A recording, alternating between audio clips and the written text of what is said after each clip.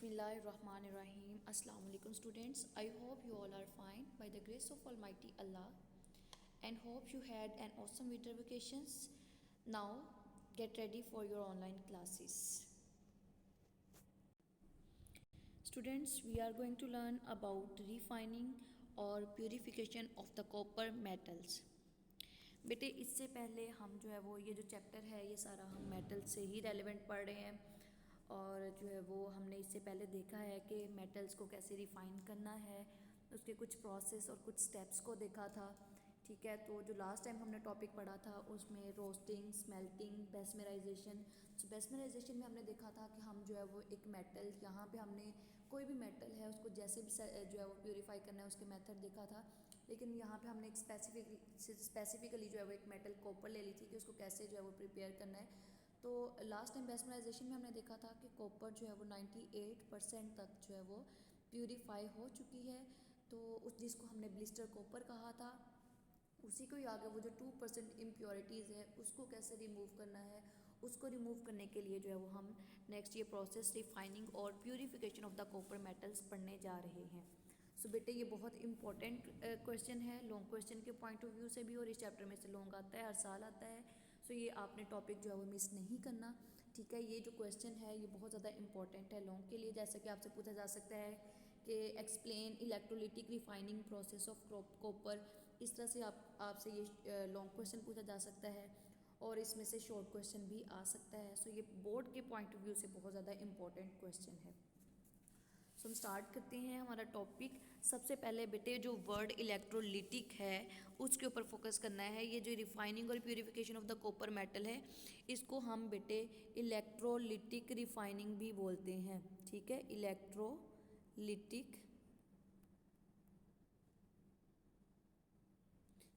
Refining. अगर बेटे word पे फोकस किया जाए इलेक्ट्रोलिटिक वर्ड के ऊपर कि इलेक्ट्रोलिटिक क्या है, तो देखा जाए इलेक्ट्रोलिटिक जो है वो बेटे, तो यहाँ पे देख लेते हैं इलेक्ट्रोलिटिक की बात कर लेते हैं। यहाँ पे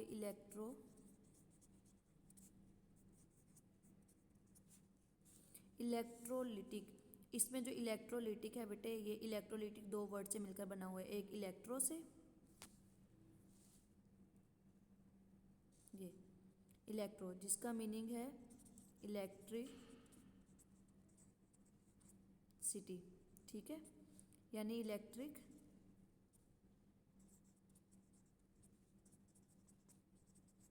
करंट।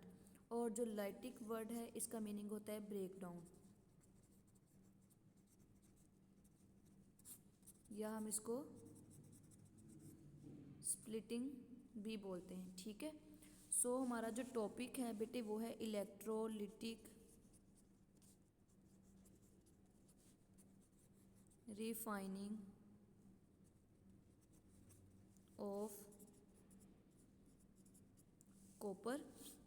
तो इसमें हमने देखा जो इलेक्ट्रोलिटिक है, इलेक्ट्रोलिटिक दो वर्ड से मिलकर बना है, इलेक्ट्रो एंड लिटिक। इलेक्ट्रो का मतलब है इलेक्ट्रिसिटी और लिटिक का मतलब है ब्रेक डाउन। ठीक है, तो हमने क्या करना है, in the presence of electricity जो है वो ब्रेक डाउन करवानी है। किसकी ब्रेक डाउन करवानी है वो भी हम देख लेते हैं। पहले नेक्स्ट वर्ड है वो है रिफाइनिंग। रिफाइनिंग का मतलब होता है रिफाइन करना, साफ करना, प्यूरिफाई करना। ठीक है, हमने जो पिछले टॉपिक में देखा था कि हमारे पास ब्लिस्टर कॉपर आई थी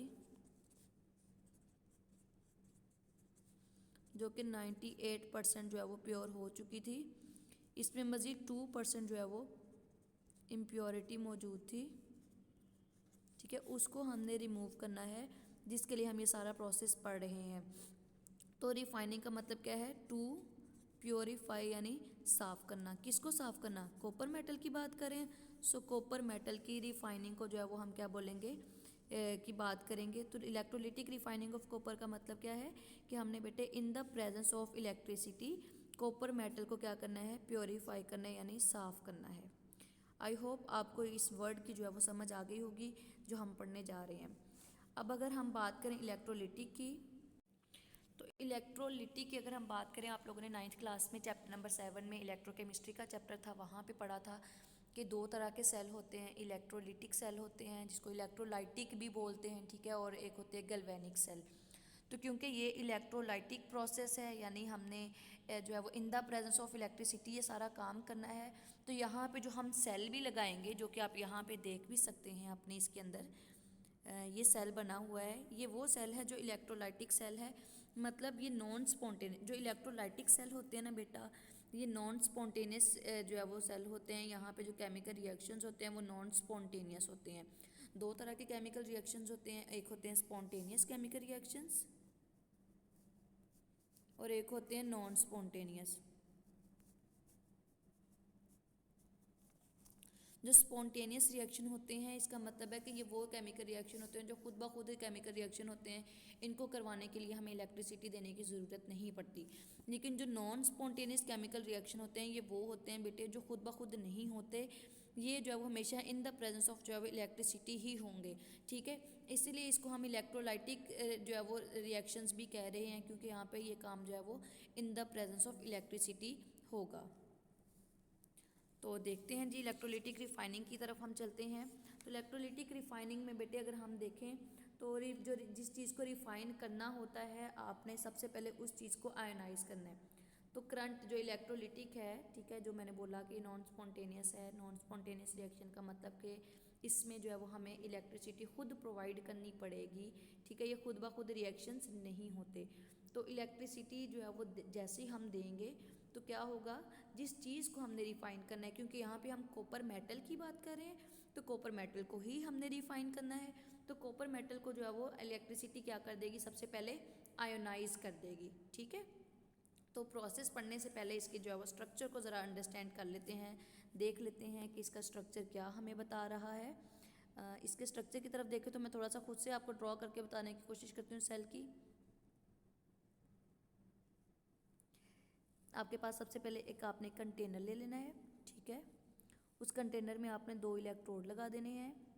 एक इलेक्ट्रोड का नाम एनोड होगा, दूसरे का कैथोड। जो एनोड है उसको आपने बैटरी के पॉजिटिव टर्मिनल के साथ और कैथोड को आपने बैटरी के नेगेटिव टर्मिनल के साथ जो है वो अटैच कर देना है। ठीक है, सो ये वाला आपका बेटे एनोड है और ये वाला आपका क्या है, कैथोड है। ये कैथोड है, ठीक है, और ये हो गया एनोड।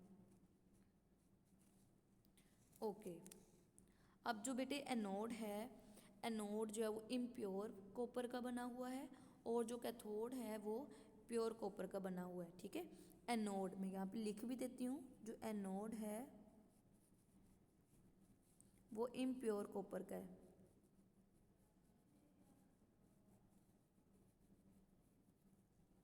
ठीक है, जबकि जो कैथोड है आपका वो बेटे प्योर कॉपर का है। ठीक है, सो हमने क्या किया था, डायग्राम बनाई थी। उस डायग्राम में हमने बेटे क्या चीज़ ली थी कि आपके पास एक सेल है, उस सेल में इलेक्ट्रोड्स हैं, उन इलेक्ट्रोड्स को हमने बैटरी के टर्मिनल्स के साथ जो है वो कनेक्ट कर दिया हुआ है। ठीक है, तो यहाँ पे जो हमने सोल्यूशन लेना है, क्योंकि हम कॉपर की रिफाइनिंग कर रहे हैं, तो यहाँ पे जो हमने सोल्यूशन लेना है, यहाँ पे सारा इस टैंक के अंदर वो सोल्यूशन बेटे हम लेंगे कॉपर सल्फेट का। ठीक है, कौन सा सोल्यूशन लेंगे हम, कॉपर सल्फेट का। जिस मेटल की, याद रखिएगा, जिस मेटल की रिफाइनिंग करनी होती है हमेशा सोल्यूशन भी उसी मेटल का ही लेते हैं, सॉल्ट हमेशा उसी मेटल का लेते हैं। ये जो कॉपर सल्फेट है ये बेटे सॉल्ट है, कॉपर का सॉल्ट इसको बोलते हैं। ठीक है, कॉपर सल्फेट जो है वो कॉपर का सॉल्ट है। तो हमने जब भी जो किसी चीज़ की रिफाइनिंग करनी है तो हमेशा सोल्यूशन जो है वो उसी मेटल का ही लेते हैं। चलिए अब इसके प्रोसेस की तरफ चलते हैं। प्रोसेस में क्या होगा, जैसे ही जो वो आप करंट देना शुरू करेंगे, करंट देने से जो आपका एनोड है, जैसे कि यहाँ पे इस टाइम अगर हम देखें तो आपके पास जो है वो एनोड जो है वो ये वाला है। ठीक है, ये वाला एनोड है। ये जो एनोड है, जैसे करंट देंगे तो ये इम्प्योर कॉपर का बना हुआ, इस कॉपर की जो है वो आयोनाइजेशन होना शुरू हो जानी है और इस कॉपर ने जो है वो 2 इलेक्ट्रॉन लूज कर देने हैं। यानी यहाँ पे जो है वो इस कॉपर के ऊपर ऑक्सीडेशन, 2 तरह के रिएक्शन होते हैं, ऑक्सीडेशन रिएक्शन और रिडक्शन रिएक्शन। तो यहाँ पे जो है वो क्या शुरू हो जाएगी, क्योंकि कॉपर की, तो एनोड के ऊपर जो है वो बेटे ऑक्सीडेशन स्टार्ट हो जाएगी। ऑक्सीडेशन मतलब क्या, लॉस ऑफ इलेक्ट्रॉन। ठीक है। यानी कॉपर क्या करेगा, कॉपर एटम जो है वो क्या करेगा बेटे, ऑक्सीडेशन होगी इसके ऊपर, और ये कॉपर जो है वो 2+ आयन में कन्वर्ट हो जाएगा, 2 इलेक्ट्रॉन लूज कर देगा। ठीक है, जैसे ही ये 2 इलेक्ट्रॉन लूज करेगा तो ये वाला जो कॉपर है ये क्या करेगा, नीचे सोल्यूशन की तरफ मूव करना शुरू कर देगा इस टैंक के अंदर। ठीक है, और जो 2 इलेक्ट्रॉन हैं ये वाले इलेक्ट्रॉन क्या करेंगे, ये जो है वो कैथोड की तरफ जो है वो मूव करना शुरू कर देंगे। इन इलेक्ट्रॉन ने मूव करना है टूवर्ड्स कैथोड। बेटे याद रखिएगा कि ये जो इलेक्ट्रॉन्स आए हैं इन इलेक्ट्रॉन ने कैथोड पे चले जाना है। जैसे ये कैथोड पे जाएंगे, कैथोड प्योर कॉपर का बना हुआ है, तो जैसे ये कैथोड के ऊपर जाएंगे, कैथोड को जाकर क्या कर देंगे, क्योंकि इलेक्ट्रॉन है, इलेक्ट्रॉन पे नेगेटिव चार्ज होता है, तो जैसे ये कैथोड की तरफ जाएंगे इन्होंने जाके कैथोड को क्या कर देना है, नेगेटिव बना देना है। कैथोड को क्या कर देना है, नेगेटिव कर देना है। तो कैथोड नेगेटिव हो जाएगा, आपका नेगेटिव चार्ज आ जाएगा। और आपको पता है कॉपर आपका यहाँ पे इस सोल्यूशन में आ चुका है Cu+2 की फॉर्म में, तो जो कैथोड है उसके ऊपर नेगेटिव चार्ज आ चुका है, तो पॉजिटिव और नेगेटिव हमेशा एक दूसरे को क्या करते हैं, अट्रैक्ट करते हैं। तो जैसे ही एक दूसरे को अट्रैक्ट करेंगे तो ये जो कॉपर आयन है ये क्या करेंगे, टूवर्ड्स कैथोड मूव करना शुरू कर देंगे। ठीक है, किसकी तरफ मूव करना शुरू कर देंगे, कैथोड की तरफ, और कैथोड पे जाकर ये क्या हो जाएंगे, डिपॉजिट हो जाएंगे। ठीक है, कैथोड पे ये डिपॉजिट हो जाएंगे। तो इस तरह से ये प्रोसेस कंटिन्यू रहेगा, और सारे का सारा कैथोड जो है वो जो इम्प्योर कैथोड था वो सारे का सारा जाकर कैथोड के ऊपर जो है वो डिपॉजिट होना शुरू हो जाएगा। जैसे ही वो कैथोड के ऊपर डिपॉजिट होगा तो वो कॉपर क्या हो जाएगा, प्योर हो जाएगा। कॉपर क्या हो जाएगा बच्चों, प्योर हो जाएगा। इसी तरह से यहाँ पे हमने कॉपर की बात की है, तो कोई भी मेटल, सिल्वर हो, गोल्ड हो, कोई भी मेटल हो, उस मेटल को जब हमने प्योरीफाई करना है तो process method will be same. तो ये कॉपर जो है वो जाके सारा कैथोड पे जो है वो डिपॉजिट हो चुका है, और कैथोड के ऊपर जाकर सारे का सारा कॉपर, वो जो 2% हम बात करें इम्प्योरिटी की, वो 2% इम्प्योरिटी भी क्या हो गई है, रिमूव हो चुकी है। तो अब ये कॉपर जो सारे का सारा आपका प्योर हो चुका है। और जो एनोड है पीछे, वो बेटे एनोड क्या होती जा रही है, एनोड बेटे जो है वो आपकी पीछे से जो है वो होती जा रही है। जैसे सबसे पहले उसे हम ये बात कर लेते हैं, कॉपर जो है वो जैसे ही उधर जाएगा ना कैथोड के ऊपर, तो कॉपर क्योंकि 2+ है, और जो कैथोड है उसके ऊपर 2 इलेक्ट्रॉन, ये 2 इलेक्ट्रॉन एक्सेप्ट करके Cu से में कन्वर्ट हो जाएगा, यानी यहाँ पे रिडक्शन हो जाएगी।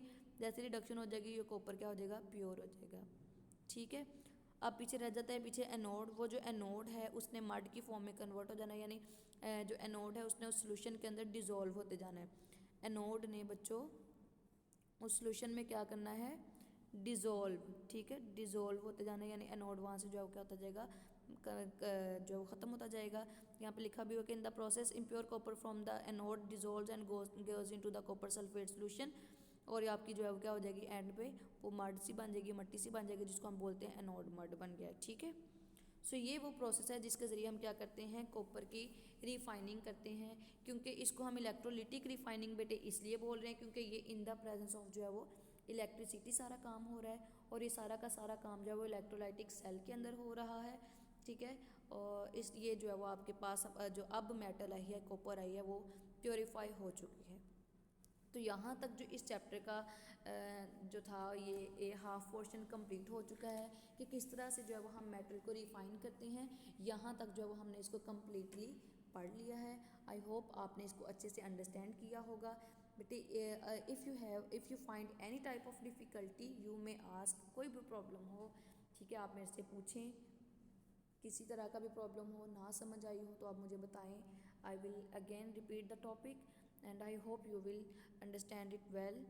Okay students, Allah Hafiz.